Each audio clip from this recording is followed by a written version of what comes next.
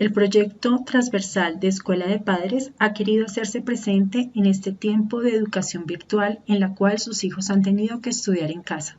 Y por eso queremos hoy hacer llegar a sus hogares este primer taller de formación para padres y madres de familia en este momento de educación virtual.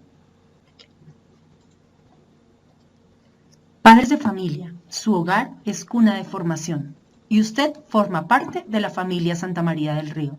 Por eso, presentamos a continuación la lista de útiles que usted debe aportar en este año 2020. Una rutina establecida de orden y hábitos para sus hijos. Un horario de sueño adecuado para sus hijos, de 8 horas mínimo. Recuerde levantarlo temprano para no andar deprisa. Un beso al despertar en la mañana, no le jale las cobijas ni le encienda las luces apresuradamente. Verifique un buen baño diario. Un uniforme listo y completo para que él se vista con ilusión y vaya a su colegio. Un desayuno, un almuerzo, una cena nutritivos en casa. Un te amo, un beso, un abrazo al despedirlo y al recibirlo. Eso le da más seguridad y confianza, aunque esté grande. Mucha puntualidad a la salida y a la llegada. Si viene por él, llegue a tiempo. Y si se va solo, comuníquese con él. Qué interesante saber si llegó bien a casa. Un paquete de buenos hábitos para que compartan la armonía con sus compañeros. 3 kilos de asistencia a reuniones, a citaciones. Ahí se tratan temas importantes sobre sus hijos y su desarrollo. Una sonrisa al llegar a casa. 3 preguntas que harán sentir a sus hijos importantes al llegar cada día. ¿Cómo te fue? ¿Qué hiciste hoy? ¿Cómo te sientes? Toneladas de constancia, paciencia y acompañamiento durante todo el año escolar. Agradecemos su interés y esperamos que esta lista ya esté completa en su hogar. De lo contrario, lo invitamos para que la reúna lo más pronto posible. Y en este momento, como nos encontramos en una situación de quédate en casa y donde estamos compartiendo con nuestras familias, lo invitamos a que tome los ítems que encuentra en esta lista de útiles para que ustedes los pongan en práctica en su hogar. Estamos todo el tiempo con nuestros hijos, entonces aprovechemos para darles toda la seguridad posible, el acompañamiento, la motivación, ayudarlos para que ellos desde casa puedan seguir con sus actividades académicas, pero también para que sean felices, para que hagan actividades lúdicas, para que jueguen, para que descansen, para que se diviertan y para que sigan llevando una vida lo más normal posible dentro de esta situación en la que nos encontramos. Ser padres es estar ahí siempre y ser testimonio de vida y alegría. Los invitamos entonces ahora a reflexionar sobre el siguiente videoclip.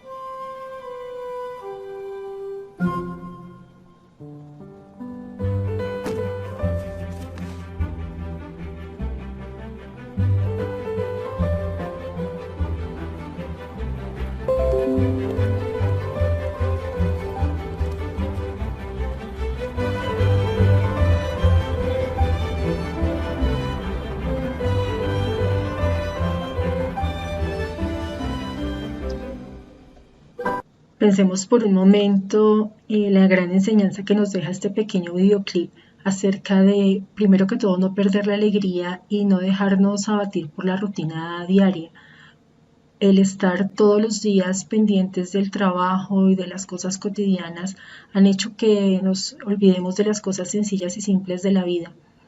Y justo cuando el mundo estaba más convulsionado y cuando el mundo estaba más agitado y más sumido en esa rutina de la que se nos muestra en este video, la cual a veces nos llevaba a olvidarnos de esa alegría que nuestros hijos nos dan, llega esta situación que nos ha puesto en este confinamiento en las casas y nos ha permitido volver a eso, volver a lo sencillo, volver a la familia, volver a las cosas importantes y hacer un alto en el camino y detenernos y decir qué estamos haciendo con nuestra vida, tenemos que retomarla y tenemos que ser diferentes y la vida no va a ser la misma después de lo que estamos viviendo y no va a ser la misma porque vamos a retomar los valores que habíamos perdido y no va a ser la misma porque vamos a volver a vivir en alegría y porque vamos a fijarnos precisamente en esas cosas sencillas que habíamos olvidado gracias a la rutina.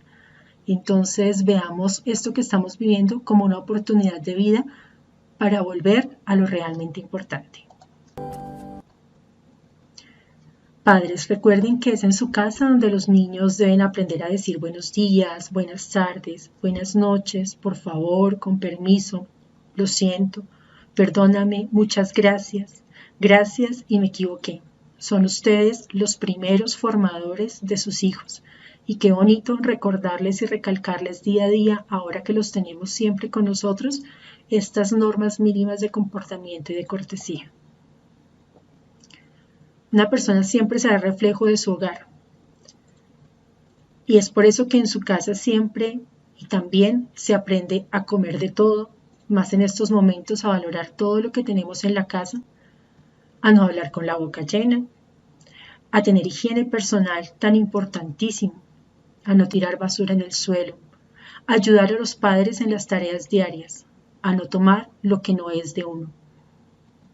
Normas que son sencillas y que se estaban olvidando. Aprovechemos, padres de familia, para afianzar este tipo de educación en nuestros hogares. No olviden que en casa también se aprende a ser honesto, a ser puntual, a no insultar, a ser solidario, a respetar a todos, amigos, colegas, ancianos, profesores, autoridades. Se aprende a ser organizado, a cuidar sus cosas, a no mover las cosas de los demás, a respetar reglas, usos y costumbres, y se aprende a amar a Dios. Fíjense que todos estos pequeños tips que nos muestran acá son valiosísimos, pero muchas veces los dejamos pasar por alto. Aprovechemos estos momentos. Definitivamente, y les repito, es una situación muy valiosa y es una oportunidad muy grande la que nos brinda la vida en estos momentos de estar en nuestros hogares con nuestros niños y con nuestros jóvenes. Y estos tips es el momento adecuado para poderlos recordar y poderlos inculcar o reforzar aún más dentro de nuestros hogares. Vamos a hablar ahora de un tema que siempre ha causado un poquito de escozor y sobre todo en los últimos tiempos nos ha venido tocando como padres de familia, que es la sobreprotección y el abandono. Sobre todo la vida moderna y la vida contemporánea de unos años hacia acá nos ha venido enseñando que a veces los niños hay que tenerlos mimados, consentidos. Algunas personas dicen que los niños hay que darles todo lo que quieran. Muchos padres consideran y piensan que el niño y el hijo y el joven debe tener aquello que nosotros no tuvimos, porque así deberían ser las cosas, pero muchas veces nos equivocamos y estamos cayendo en dos extremos totalmente viciosos, que son el abandono y la sobreprotección. Recordemos que el abandono no solo significa estar ausente o alejarse del hogar. El abandono se da muchas veces incluso dentro del hogar y se abandona a su hijo o a su hija cuando usted no le da lo que necesita en amor, en tiempo, en dedicación. en salud, en educación y en general en todos los derechos y necesidades que usted como padre y como madre deben proveer a su hijo.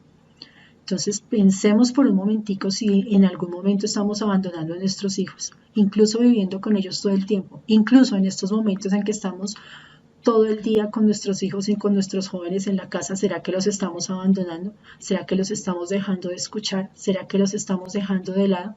Pensemos por un momento y si estamos cayendo en esas situaciones de abandono en el hogar, entonces reflexionemos y tratemos de volver al cauce de nuestra misión como padres. Ahora, el otro extremo, que es muy popular, sobre todo entre los padres de niños pequeños, que es la sobreprotección. Es algo que es muy normal, como les digo, y muy común entre los padres, pero es algo que causa mucho daño entre los niños, especialmente porque ellos se acostumbran a ser sobreprotegidos y van a ser unos adultos débiles y unos adolescentes conflictivos. Sobreproteger es algo que implica un efecto muy importante en sus hijos.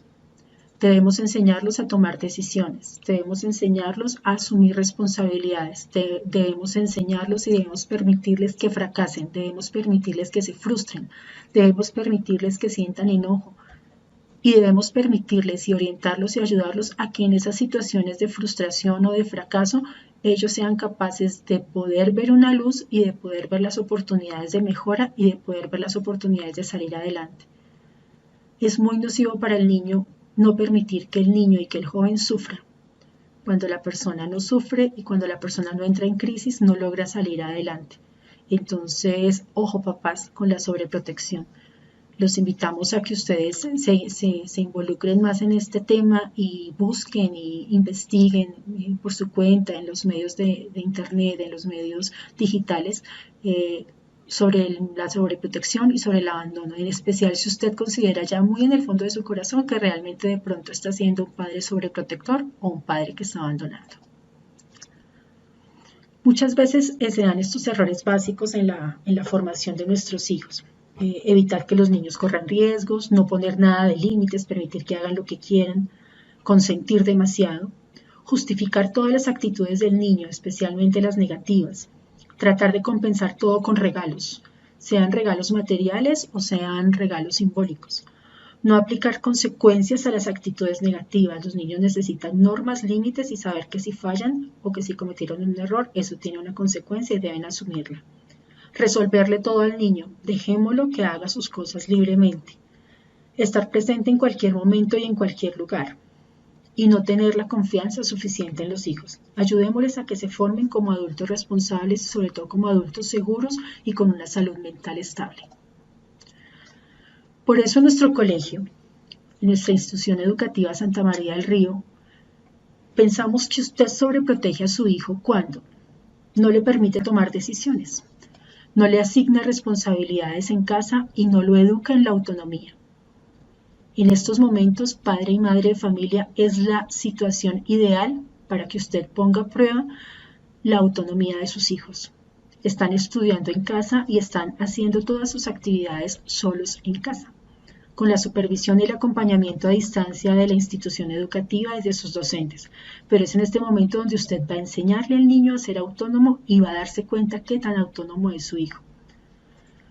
Usted lo sobreprotege cuando lo justifica o defiende la falta de orden, de disciplina y de trabajo, e incluso llega a mentir sobre las ausencias, sobre los retardos, o incluso llegaría a mentir de pronto porque no está entregando sus actividades o sus trabajos a tiempo.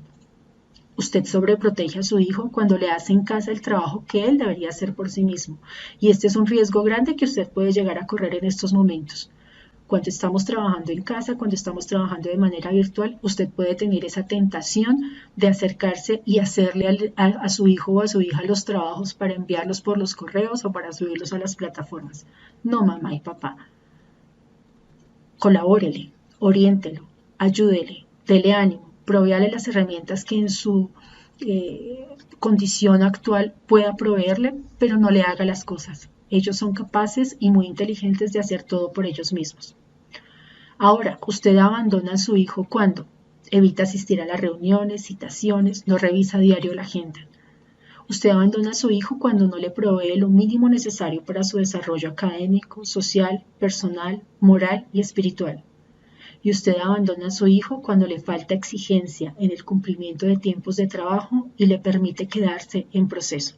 Los invitamos a que no caigan en ninguno de estos extremos y que nos ayuden y nos apoyen en la labor tan fuerte que nosotros tratamos de hacer en el Santa María del Río para que sus hijos sean autónomos, responsables y felices. Por último, no olvide nunca que los hijos se crían para que se vayan, no para que se queden. Tu trabajo como padre y madre de familia es formarlos y educarlos para que vuelen con alas propias. Y aunque no quieras, algún día tendrás que prepararte para ello. Si les damos las herramientas necesarias en este momento en que son niños y jóvenes, tengan la seguridad que cuando se vayan de nuestro hogar y de nuestra casa a formar su propia vida, sus propias metas y sus propias familias, vamos a sentirnos orgullosos porque hicimos el trabajo bien hecho.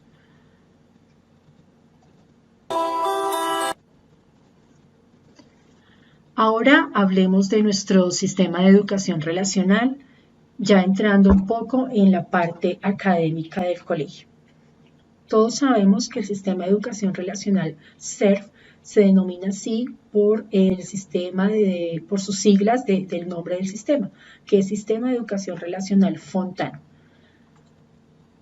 Nuestro sistema tiene unos pilares fundamentales en cuanto al enfoque, en cuanto a la metodología, que los vamos a recordar y a los padres nuevos pues se los vamos a orientar de la mejor manera posible a través de este medio virtual. El pilar más importante de nuestro sistema es la autonomía. Autonomía no significa hacer lo que yo quiera.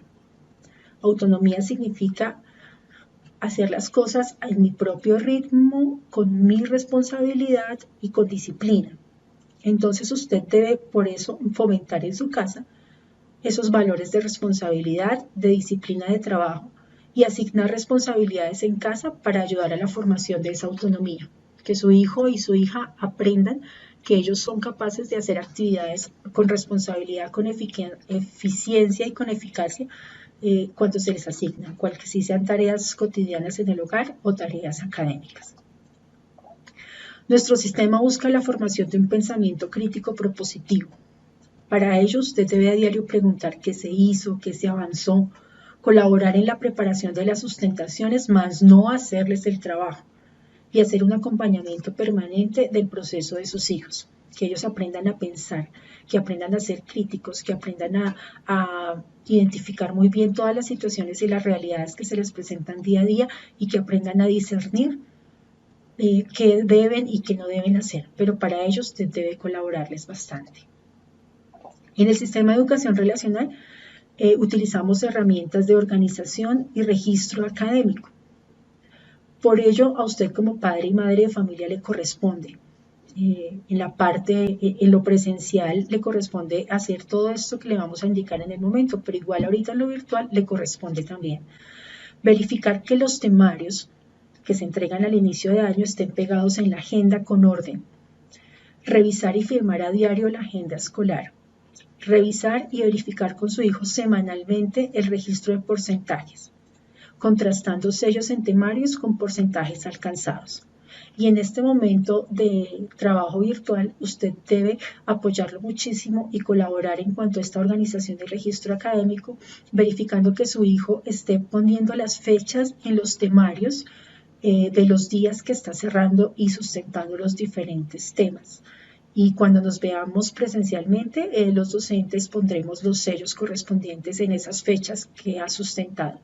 Y también permitirle y estar pendiente que los viernes, finalizando cada semana, su hijo haga el registro virtual en los archivos que se les han compartido por el Drive, para que ellos vayan llevando su propio récord de porcentajes y vayan viendo su progreso individual y personal.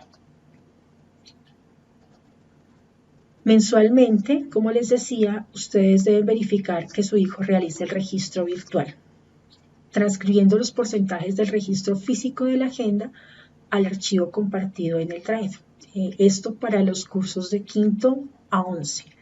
En este momento, como no estamos trabajando con registro físico de la agenda con los docentes, pero sus hijos sí lo están haciendo, entonces, como les decía anteriormente, la fecha que ellos han estado cerrando en sus agendas, en sus temarios, es lo que deben registrar en el registro virtual compartido en los archivos de Drive. Para preescolar y primaria, usted debe solicitar a sus docentes que esos porcentajes adquiridos por su hijo estén registrados, sellados y firmados en la agenda o en los cuadernos, así usted sabrá cómo va el avance. En estos momentos, todos sus docentes le están informando a sus hijos qué está sellando, cuál tema ha cerrado, cuál paso de la guía tiene listo y qué porcentaje ha ganado para que usted lo sepa y lo registre con él. Recuerde que si su hijo se encuentra en proceso todavía en estos momentos, él puede ir adelantando todas las áreas del siguiente año que ya cerró, aun cuando aún no haya sido promovido, y va adelantando su trabajo. Con eso, cuando él pase al siguiente curso, ya tiene todo adelantado y listo para empezar a sustentar y no perder tiempo en su trabajo del siguiente grado. La ruta metodológica que sigue el sistema de educación relacional es la guía personal de estudio. En la sede de primaria y en los cursos pequeños, la guía se empieza a trabajar progresivamente y se empiezan a trabajar habilidades de pensamiento y habilidades en cuanto a orden, en cuanto a estructura, para que los niños empiecen más adelante a trabajar ya la guía como tal. La guía debe desarrollarlas en todas las áreas y para cada núcleo temático. ¿A usted qué le corresponde como padre de familia? Conocer la guía, saber qué es y cómo se realiza, verificar que su hijo o su hija adelante el trabajo de la guía, que lo haga en la casa en estos momentos y aprovechar al máximo posible su tiempo. Sin embargo, una invitación en estos momentos es para que tampoco los tengamos mañana, tarde y noche trabajando en casa, sino que también tengan tiempo de distracción, que tengan tiempo de descanso, que tengan unos tiempos de pausas activas, que también trabajen y avancen, pero hay que ponerse en horarios y tiempos en la casa para trabajar estas guías para que no se recarguen ni mental ni físicamente. Cada uno trabaja a su ritmo, procurando no atrasarse y avanzar lo máximo posible sin saturarse y sin presionarse y sin estresarse.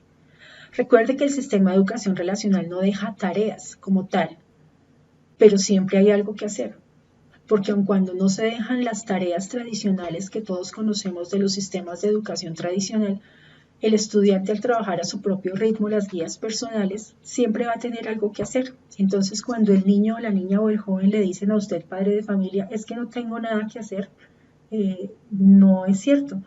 Porque si en el mejor de los casos él ya hubiera cerrado al 100% todas las materias de su curso, pues no es cierto que no tenga nada que hacer, porque ya está avanzando en las materias y en los temas del curso siguiente. Entonces siempre va a tener algo que hacer, siempre va a tener una actividad para realizar, que cada uno la realiza en sus tiempos y a su ritmo, pero siempre la debe realizar. Entonces siempre hay algo para hacer. Aquí dice que a continuación hará un ejercicio práctico con su director de grupo. Como estamos haciendo este taller de manera virtual, que era un taller que teníamos programado y preparado para hacerlo presencialmente antes de entrar en cuarentena, vamos a hacer aquí un pequeño ejercicio práctico muy corto para que ustedes entiendan mejor cómo es la ruta metodológica del CERF. Entonces, la ruta metodológica del CERF consta de 4 pasos. A saber, el primer paso es punto de partida y punto de llegada. Entonces, el punto de partida y punto de llegada que ustedes lo encuentran conceptualizado en su agenda, en la agenda de sus hijos, que ahí pueden leer más a fondo qué significa, no es otra cosa que plantearse metas y plantearse preguntas de aprendizaje sobre lo que su hijo quiere aprender y va a conocer de determinado tema en los diferentes núcleos. Este punto de partida tiene varios ítems adicionales. Entonces, dentro del punto de partida siempre vamos a encontrar unas preguntas problema. Se llaman preguntas problema porque precisamente son preguntas que el estudiante se hace acerca de aquello que no conoce o que no sabe. Voy a ponerles un ejemplo aquí con uno de los temarios. Entonces, con estos temarios, ustedes que son los que los tienen en las agendas, se dan cuenta que estos temarios tienen unos núcleos temáticos, tienen unas habilidades, tienen unas metas, tienen unos porcentajes y tienen unas herramientas. Entonces fíjense que tenemos una columna acá en esta parte donde dice habilidades. Este es un ejemplo con unos temas de matemáticas. Entonces, pongamos este ejemplo de acá. Dice las habilidades acá en matemáticas en este tema que es números decimales, que el estudiante debe representar números decimales con la ayuda de la recta numérica, determinar el proceso para ordenar, operar en problemas con fracciones decimales de mayor o menor y viceversa. Y hay unos temitas que se refieren a los decimales, representación, lectura, escritura, conversiones, etc. ¿Qué es lo que tiene que hacer el niño en las preguntas problema? El niño o el joven lee esto y dice, bueno, yo de aquí, yo sé cómo se representan los decimales, yo ya conozco cómo se leen, cómo se escriben, pero no tengo ni idea que es una regla de 3 directa simple. Yo quisiera saber cómo se resuelve un problema con fraccionarios. Y fíjense que ahí se está planteando preguntas de lo que él no conoce, de lo que le genera problema. No de lo que le genere problema porque es terrible para él en la vida, sino porque le genera problema porque precisamente no lo conoce y no sabe qué es. Entonces es allí donde él va a plantearse esas preguntas y las va a formular así como se las plantea. Ejemplo, ¿cómo puedo resolver problemas con números decimales?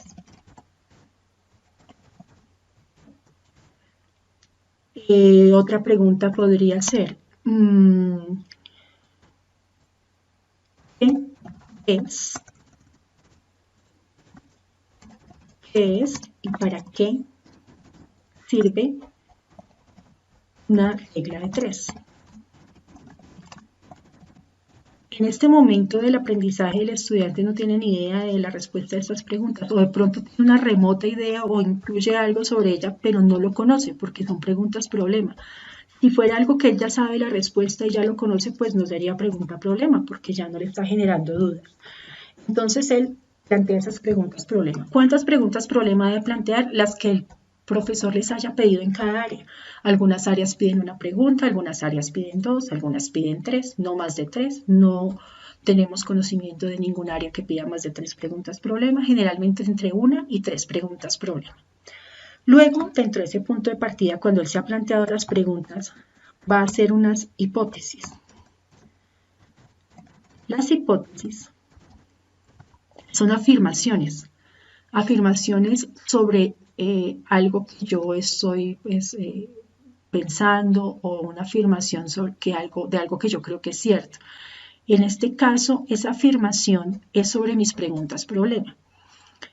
Entonces, mi primera pregunta problema dice, ¿cómo puedo resolver problemas con números decimales? Entonces el estudiante, el niño, el joven va a decir, bueno, ¿cómo puedo resolver con números decimales? Al niño se le ocurrió, al joven se le ocurrió decir los números decimales, los problemas con números decimales, los problemas con números decimales se resuelven igual que con los naturales, pero cambian las operaciones. Es un ejemplo. Los estudiantes van planteando estas hipótesis con diferente complejidad dependiendo la edad y el curso en el que se encuentran. Esta guía, así como se las estoy mostrando, y esta estructura se está manejando a partir de tercero de primaria. En tercero de primaria los estudiantes la hacen al tiempo con el profesor. En cuarto de primaria se empiezan a soltar un poquito, pero siguen de la mano del profesor. En quinto de primaria, al inicio de año, seguimos un poquito de la mano las primeras guías, pero ya después ellos lo hacen solos. Y ahí en adelante todos los estudiantes de Santa María del Río hacen esto totalmente solos, de manera autónoma. Y la forma en que la responden, pues es sencillamente acorde a su grado, acorde a su nivel y acorde pues a su etapa de desarrollo. Entonces, fíjense que yo acabo de dar una hipótesis de la primera pregunta con algo que yo creo, que no sé si es cierto o no es cierto. A mí se me ocurrió escribir eso. Lo pongo y lo formulo como una afirmación. Lo mismo hago pues con la siguiente pregunta. Entonces, ¿qué es y para qué sirve una regla de 3? Entonces, una regla de 3 es un conjunto de 3 números. Yo no sé si eso es cierto o no. Yo lo puedo poner así porque es mi hipótesis y todas las hipótesis que yo ponga en este momento son válidas. Ojo, porque para responder las preguntas problema, yo no debo en este momento ir a buscar información, yo no puedo ir a buscar en internet, yo no puedo preguntarle al profesor, yo no puedo preguntarle a mi mamá o a mi papá que saben de matemáticas o de biología o de química o etcétera. Yo debo hacerlo con lo que yo creo que hay en mis conocimientos.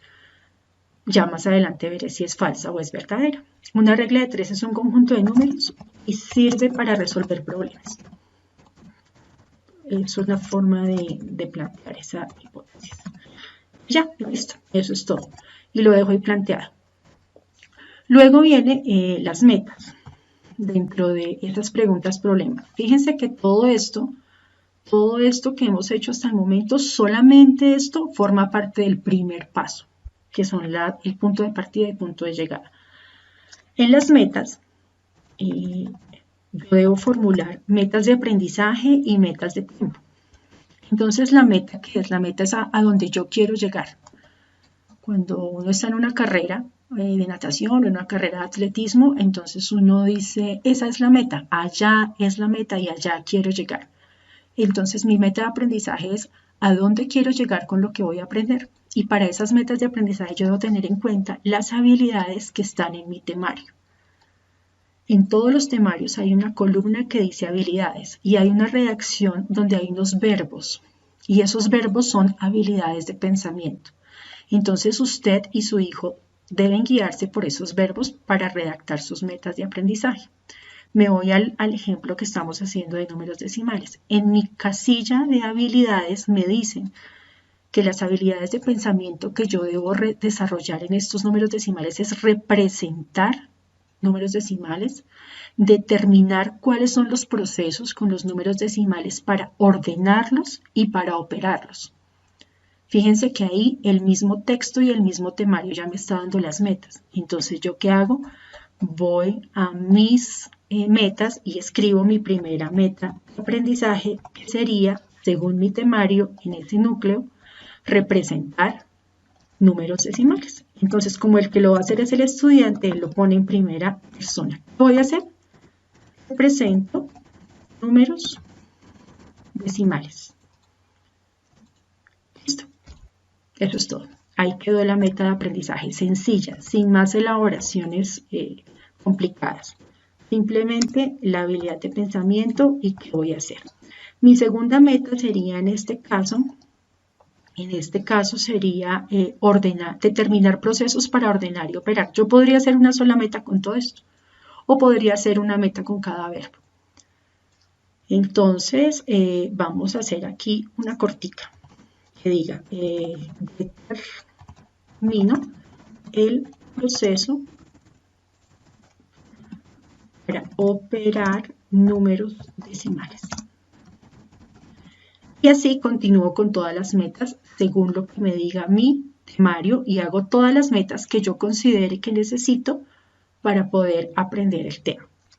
Y finalmente planteo una meta de tiempo que el estudiante se la plantea según la capacidad y la habilidad que él tiene para manejar su tiempo, según la responsabilidad, según la autonomía, según la disciplina. Ahí cada quien se conoce y cada quien sabe qué tanto se demora en terminar un tema o en aprender un tema, si tengo los recursos, si no los tengo. Entonces, si yo de pronto sé que no, que a mí me cuesta un poquito más de trabajo la matemática, me voy a demorar un poquito más aquí, yo no entiendo mucho el tema, voy a tener que pedir mucha ayuda, pues entonces yo me pongo una meta más larga.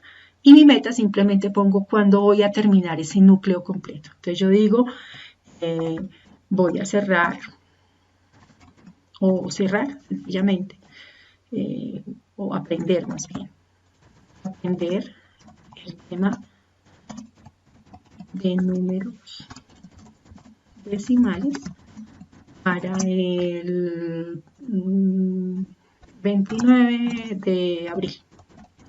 Listo, listo. Y ahí queda planteada la meta. Esto que acabamos de hacer, todo esto forma parte de punto de partida y punto de llegada. Todo esto solamente forma parte de punto de partida y de punto de llegada. Y ahí terminó el primer paso. Les repito, esto varía, la cantidad de preguntas en especial y de algunas metas varía según las especificaciones que los docentes dan en cada área. Ustedes se han dado cuenta que a medida que yo voy escribiendo acá, voy poniendo una numeración. Eso tiene un orden y el orden es muy importante dentro del sistema de educación relacional Fontán, porque la misma guía personal de estudio es una estructura organizada de pasos. Y la estructura organizada de pasos me da mi estructura mental. Y si yo no hago esto con orden, pues mi estructura mental tampoco se va a desarrollar adecuadamente. Entonces hay que pedirles a los estudiantes que por favor sean muy juiciosos y muy rigurosos en la presentación adecuada de sus guías de esta manera. ¿Dónde hacen esto? En el cuaderno. En sus cuadernos, de manera organizada, con su letra, con sus esferos, como ellos quieran, bien organizadito, bien bonito. Luego viene el segundo paso, que se llama recolección y proceso de información. Proceso de información. ¿Qué es la recolección del proceso de información? Pues como su nombre lo dice, recoger información, buscar la información. Es allí donde ellos deben, por sus propios medios, buscar la información sobre el tema. Es decir, que en este caso, en nuestro ejemplo, el estudiante tendría que ir, buscar en libros o buscar en internet qué son los números decimales, cómo se representan, cómo se hace el proceso para operarlos y todo lo que esté allí. Ellos leen la información, la analizan, la discriminan, la clasifican y escriben en su cuaderno todo aquello que es importante. Algunas áreas tienen formas específicas de hacer esta recolección, como es el caso de matemáticas de quinto a 11, que es a través de unos cuadros que se llaman cuadros de definición, que les voy a mostrar un ejemplo acá. Entonces vámonos al ejemplo que tenemos. Entonces fíjense que los cuadros de definición es algo así que sus hijos hacen ahí. Entonces fíjense que aquí ya está la representación, la lectura y la escritura en números decimales. Hay una definición, hay unos ejemplos de cómo se representan números decimales en la recta numérica. Hay un cómo lo realizo, que es dar una explicación paso a paso de cómo hago yo este proceso y así con todos los temas de matemáticas. Estos cuadros de definición son parte de la recolección de matemáticas específicamente, que es la única área que tiene la recolección especificada de esta manera. Para las otras áreas, la recolección se hace como la han hecho sus hijos, los que están desde pequeños acá, como tradicionalmente se ha hecho.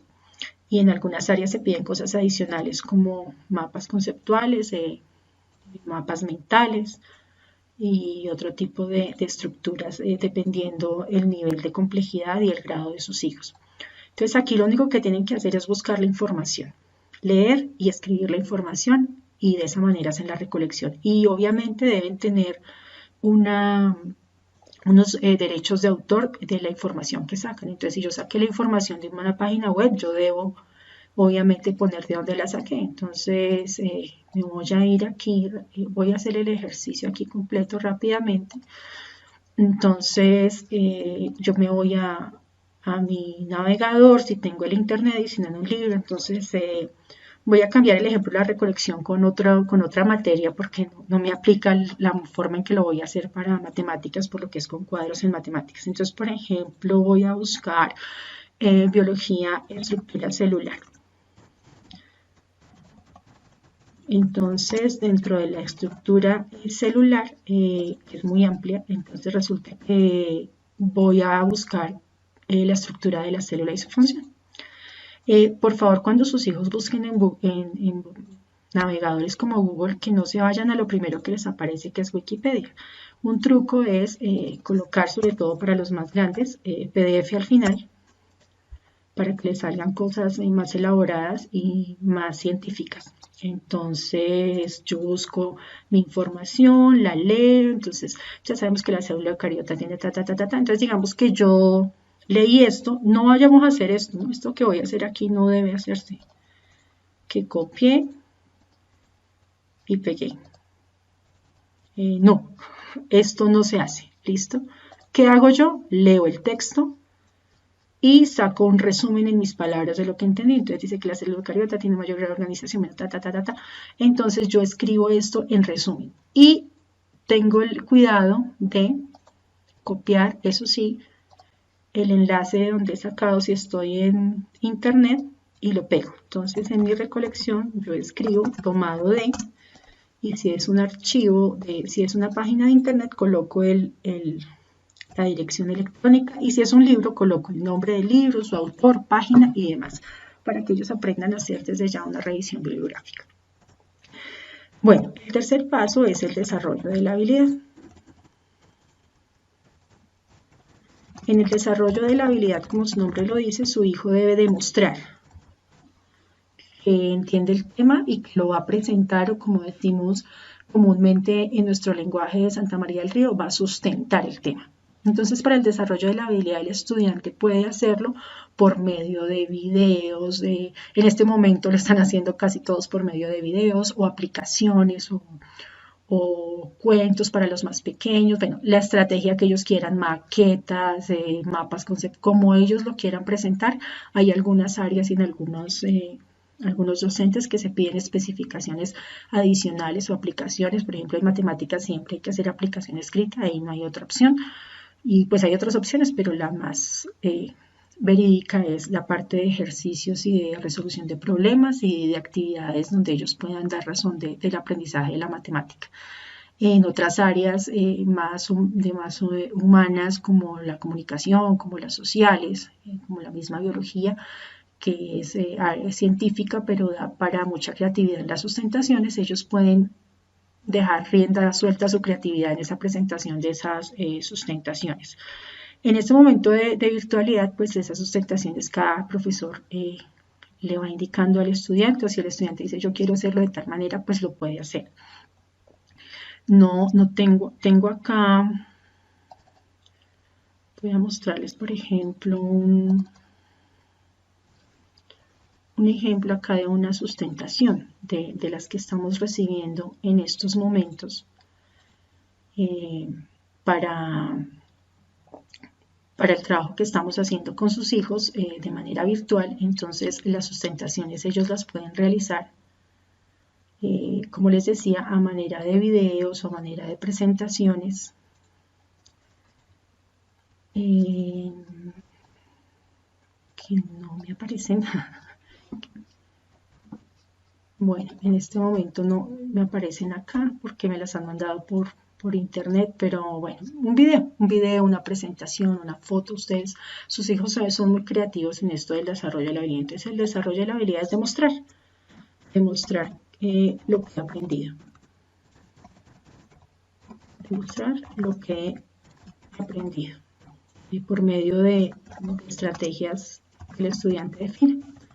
Entonces, por medio de estrategias definidas por el estudiante, según los recursos que tenga, según lo que tenga en casa, si tiene todas las herramientas tecnológicas, si no las tiene o demás. Y finalmente se hace la relación. Entonces, en la relación lo que yo hago es devolverme a este punto de partida. Por eso se llama punto de partida y punto de llegada, porque de aquí inicio y aquí me devuelvo cuando termino. Aquí empiezo y aquí termino. ¿Por qué termino acá? Porque resulta que yo ya leí, averigüé todo sobre el tema, hice mi maqueta, hice mi sustentación, me fue muy bien, expliqué perfectamente el tema, aprendí ya qué son los números decimales, yo ya ya hice mi recolección y yo ya sé cómo se representan, sé cómo se hacen las conversiones, sé cómo se operan, sé cómo se hace una regla de 3, etc. Entonces, cuando yo llego aquí a la relación, dentro de la relación tengo varios aspectos también, y el primer aspecto que yo miro de la relación es la contrastación de hipótesis.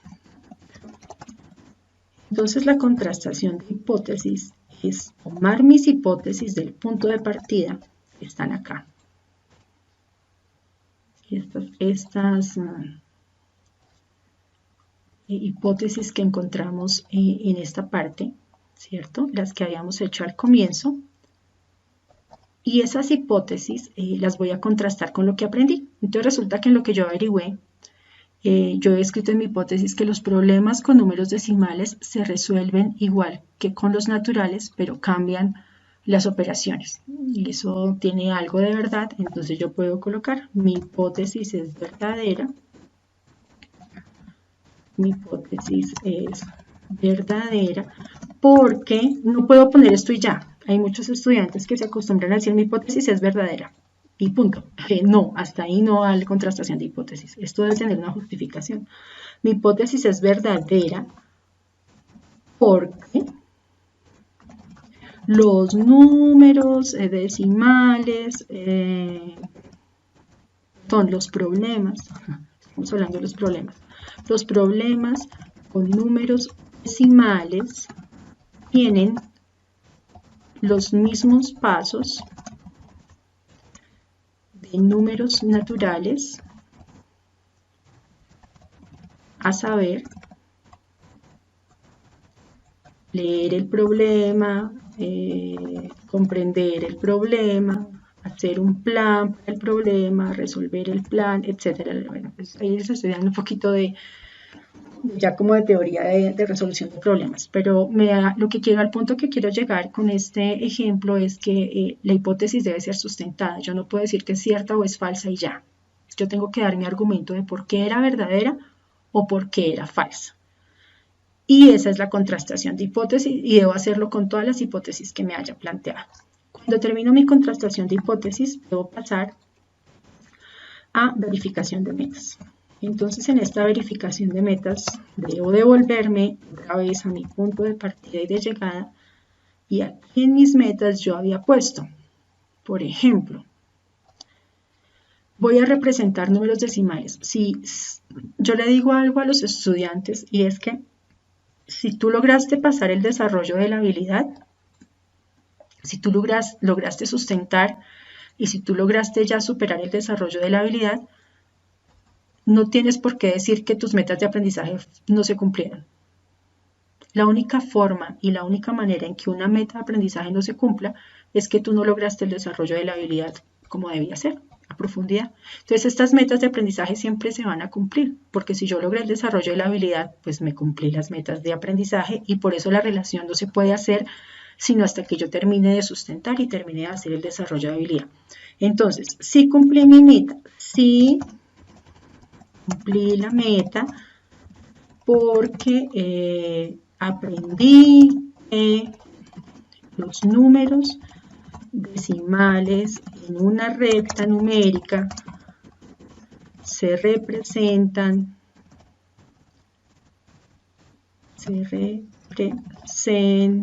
etcétera, etcétera.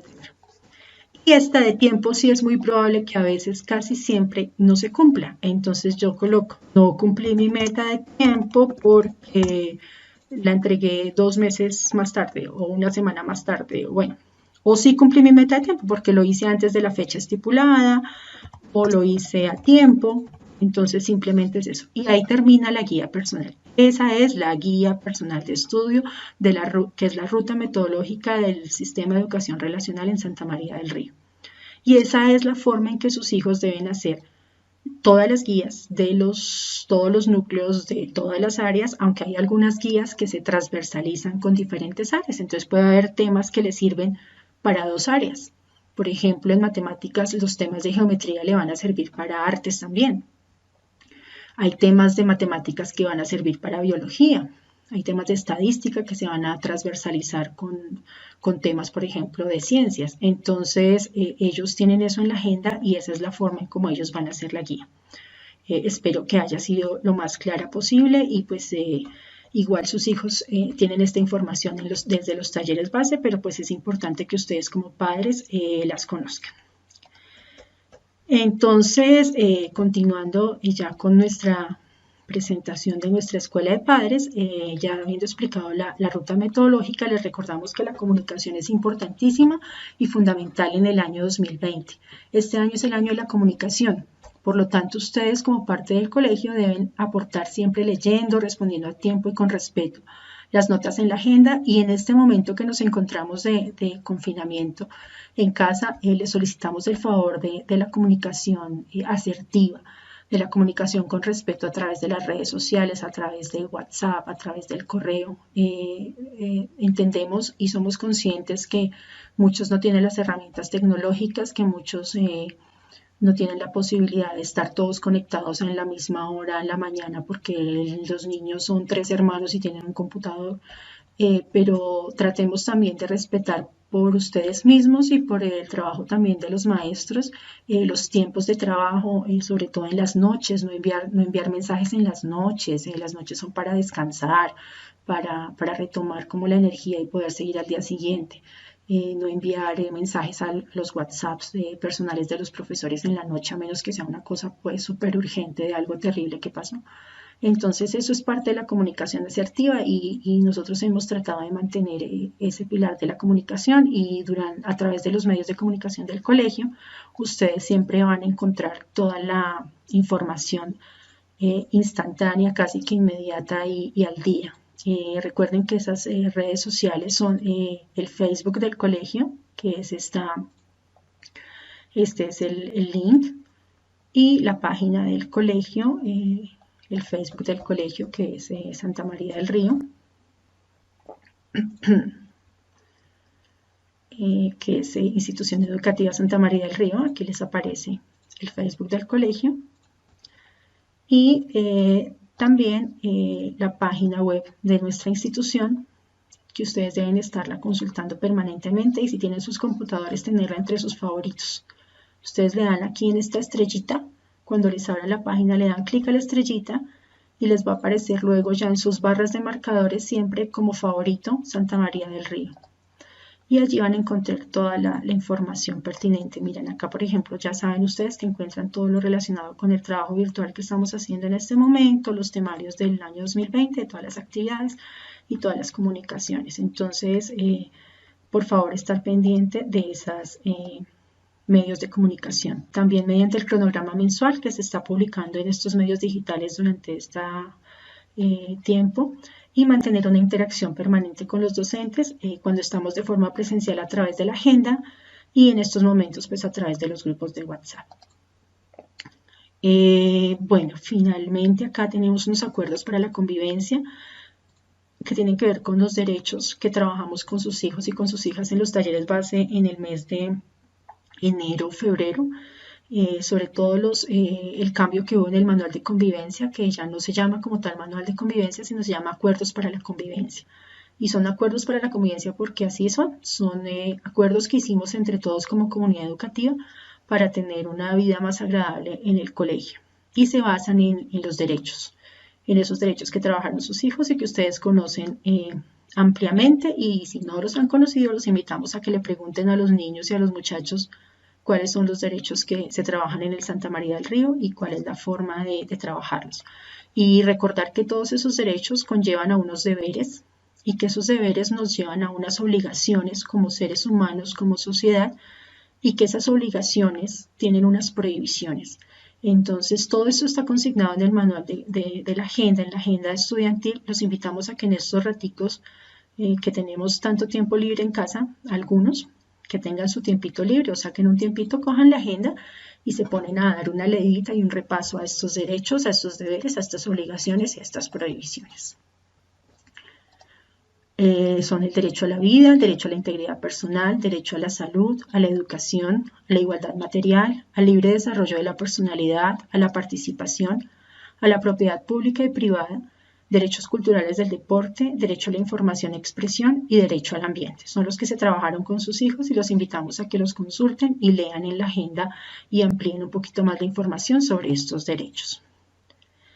Finalmente, pues estamos en situación de emergencia sanitaria con el coronavirus, entonces aquí les damos unos tipsitos que ya hemos aprendido totalmente. Entonces recuerden el lavado de manos frecuente, incluso si están dentro de la casa, todo el tiempo lavado de manos frecuente, tapabocas. En este caso ya no solo es en caso de gripe, es tapabocas es siempre que vayamos a salir de la casa, y si alguien está enfermo dentro de la casa, mantenga el tapabocas dentro de la casa para que no infecte a los demás, así sea una gripe. Y si vas a salir en el pico y cédula, sí o sí, tapabocas, por favor, obligatoriamente. Cúbrase con el brazo cuando tosa o estornude. Este mensajito de si hay síntomas de gripe no envía a su hijo, lo pusimos porque esto estaba planteado para antes de la cuarentena, como les decía, y esa era una de las restricciones. En este momento no podemos salir de casa porque se nos complicó tanto que ya sabemos todos qué fue lo que pasó. Mantengamos una nutrición sana y una buena alimentación en la casa. Evitemos el contacto físico. Nos lo han recalcado hasta la saciedad, y no solo de aquí al 27 de abril o al 31 de mayo, aunque somos una cultura y lo leíamos por ahí en artículos, y mucha gente y especialistas lo han dicho, y como cultura latinoamericana y colombiana estamos acostumbrados al abrazo, al beso, a la actitud cariñosa, a la actitud cercana. Creo que vamos a tener que empezar a cambiar, y ese va a ser uno de los cambios que debemos empezar a tomar después de que podamos salir nuevamente a la vida laboral y a la vida escolar ya presencial, porque esto no es una situación que se va a acabar en 2 semanas ni en 3 semanas, y los medios de comunicación ya lo han confirmado, los científicos y los especialistas. Eso es algo que va para largo hasta que no haya una vacuna, que puede tomar 1 año, 2 años o menos, pero sí hay que seguir evitando el contacto físico por seguridad, por la seguridad de salud y bienestar de nuestros hijos, de nosotros mismos, de nuestras familias. Vamos a aprender a querernos y a saludarnos en el futuro sin abrazarnos y sin darnos besos. Entonces hay que, aunque suene duro y aunque suene triste, pero el amor se lleva en el corazón, el amor es espiritual también. El amor y el cariño se representan en las acciones de cuidado y bienestar de los otros y de nuestras familias y de nosotros mismos. Entonces, tratemos de enseñar a los niños esto, y de nosotros como adultos también dar el ejemplo. Espacios limpios y aseados en casa, no necesita explicación. Vacunas al día para los pequeños. Finalmente, los seguimos invitando a que se queden en casa. Quédate en casa, y seguimos pues por estos medios digitales llegando a ustedes. Les agradecemos muchísimo que nos hayan regalado este tiempito largo de su tiempo. Era nuestro primer taller para padres dentro de la programación del proyecto transversal de Escuela de Padres. Quien les habla, la magíster Silvia Esperanza Aldana León, soy la líder del proyecto transversal de Escuela de Padres, y quisimos como equipo hacer parte, lo que les decía, de la formación digital, en este caso para padres de familia. Y cuando ustedes quieran pueden seguir consultando este taller en este momento en la página del colegio, y les cuento que próximamente, en unos 8 a 10 días, estaremos informándoles de la página web que ustedes van a tener de formación virtual para padres, y nuestra página web se va a llamar así, Ser Padres Santa María del Río. Entonces allí podrán encontrar videos, formación, tutoriales y una cantidad de cositas que ya verán más adelante. Entonces, para que se sigan formando en nuestras escuelas de padres, para quienes no podamos asistir en el futuro presencialmente a las escuelas de padres, pues nos seguimos formando de manera virtual y remota. Un abrazo virtual, muchas bendiciones para todos y para todas. Muchas gracias por formar parte de nuestra institución y de nuestra familia Santa María del Río. Que Dios los bendiga.